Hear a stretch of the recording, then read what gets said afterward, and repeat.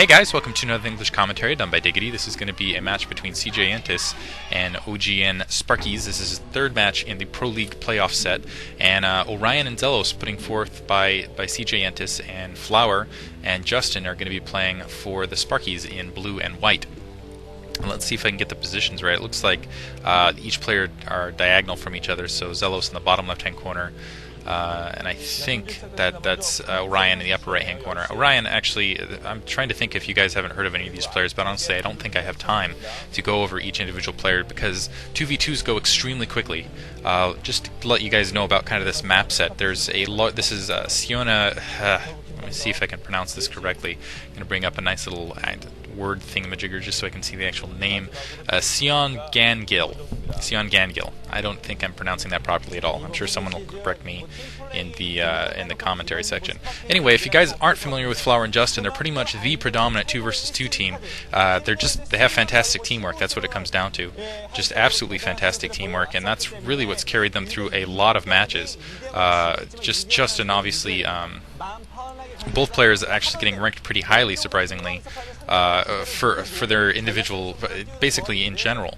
And people are really shocked that they've actually gone up in the Kesper ranking simply on their 2v2. But honestly, I'm not going to disagree with that. I think it is deserved. I think 2v2 should get a little bit more attention. It's a totally different game from 1v1, and I don't think the rest of the teams have really broken that code. OGN definitely has, and that's why Flower and Justin have been such a powerful combination. But Seongangil, basically what they've done is they're like, oh, we'll put Xellos and Savior out there, we'll put Xellos and Quanro, or we'll put 2 really good players that we know are solid 1v1, we'll hope they'll win the match for us.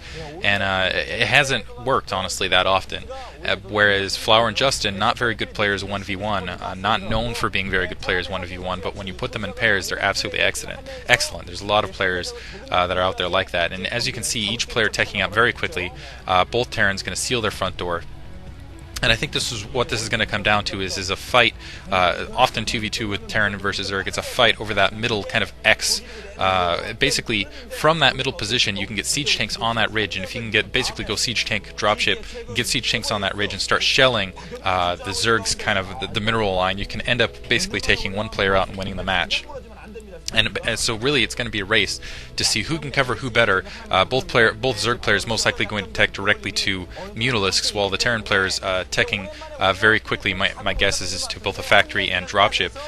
Both players following standard suit there. And as you can see, a little bit of a Zergling attack coming around the edge. There is you can push around the edge and get some attacks in, but really most of the action again happens in the middle of the map once those Mutalisks come out, and once you end up with that dropship siege tank play. So a few seconds here. Basically, this is going to be the most time I get to kind of relax in this match, and as soon as it gets underway, it's just going to be non-stop micro action from there, which is why I haven't done a lot of 2v2s up at this point, just because they're really difficult to do commentaries on. Front door blocked for Xellos, so Xellos not worried too much about the front door. It has 2 Marines, 2 SCVs blockading it. Interestingly enough, I like that move by Flower, basically because he's pushing up, committing a good Zergling force to his front. That's going to delay him a little bit. He has to bring those SCVs off the line. I like that, basically because what he's doing is he's allowing his Terran opponent to continue to kind of stack up. And wow, now going to push around actually and go after Orion. Orion doesn't have a lot of Zerglings out. He's only got 4 Zerglings to a lot of Zerglings coming out for Flower. He looks like he's got about 6, 8, and a couple more incoming. He's also got that second Spire up. Looks like he is retreating though. Armory going up, and as you can see, a single Vulture being produced actually there.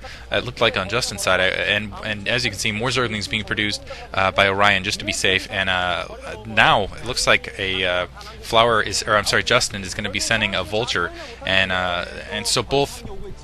Not playing extremely traditional. It looks like they might be trying to win this on a ground force, interestingly enough, while teching to Mutalisk. And so it looks like they're going to go for a 2-pronged attack on Orion, bringing up both a Vulture and a large group of Zerglings around the edge. So 2 Vultures and a large set of Zerglings pushing up into Orion's base. Orion almost has his Spire up. Justin also Flower almost has his Spire up as well. Zerglings encounter in the middle, and that was absolutely, that was huge. Those Zerglings are actually going to be able to push by. It looks like they're just going to engage the rest of these forces, and it looks like what's going to happen here. Yeah, Orion absolutely getting massacred here. Does not have a lot of troops on the ground, so he's going to be very much on the defensive. Going to have to commit to a creep colony, and now, absolutely going to get devastated here. 2 vultures pushing in with the rest of the SCVs. Looks like some help coming from Xellos in the form of 3 vultures. So it's going to be, let's see if those 3 vultures can make it in the time, though. I'm not sure. Actually, no, it looks like he's going to start pressing in to Flower's base instead.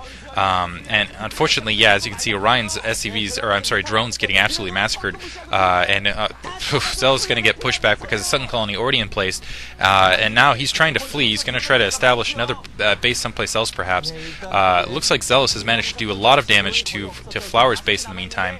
But honestly, I think that's more of a win for in OGN's favor. A couple Mutalisks out now, and they're going to be able to take care of the vultures where there are no Mutalisks for Orion. So those vultures continuing to harass. Looks like they don't have a lot of health left off them. A dropship coming in from, oh man, see, that's absolutely devastating. He got those Goliaths on the ridge, and that's going to deny future dropships. Xellos also has a dropship out. Let's see if it gets intercepted. Looks like it's going to get there, but it doesn't have anything in it. And now Mutalisks coming up, and it looks like they might be able to almost picking off that dropship. And now a lot of harassment coming on Xellos' front. Xellos is going to be forced to pull off the ridge, repair that dropship. And now, as you can see, engaging the height advantage. So, not looking good for CJ Antis. CJ, it looks like Orion's basically out of the game. He doesn't have a lot of drones. It doesn't look like he's producing any additional drones. He has a couple of Scourges out in the air. Flower, in the meantime, oh no, he might lose this dropship. Just in time, manages. It looks like a single Scourge went into it, but that's not going to be enough. Going to pull back and repair. Xellos trying to defend against a lot of Mutalisks coming out here. As you can see, both Zerg players not producing. Orion, basically, his base looks absolutely empty, whereas Flower not looking all that great either. Justin, in the meantime, pushing with a lot of Goliaths. Looks like they have taken the high ground, which really you got to give that game to them. Desperately, CJ Antis trying to push them off that ridge, and Xellos putting up a stalwart defense, but losing almost all his SCVs. He has those 5 Goliaths there. He's out of minerals, and just as you can see, trying to bring it up, but it's just not going to be successful. So I think OGN is going to come out with this game, and that's going to be absolutely huge because CJ already up 2-0, and so that's going to relieve a little bit of pressure off the OGN team, and now it looks like Justin bringing a dropship around, so he's probably going to drop from the opposite side. We'll see if he's either going to finish Orion off, but really that's GG right there. Almost all the resources out in the ground, a lot of Scourges in the air, and now, yeah, this is it, because first of all, Xellos and Orion, neither one of them producing any minerals, and yeah, that's it. That's game. GG. So a lot of action there. Hope you guys enjoyed that one. That was really quick, actually, and really one-sided, showing why Flower and Justin are such a dominant 2v2 team, and keeping their doing good job for OGN, getting them a win, putting them on the board. So 2-1. Let me see who's next. So we're going to see Much versus Luxury up next, and that should be a really interesting match. Hope you guys enjoyed it. Thanks for listening.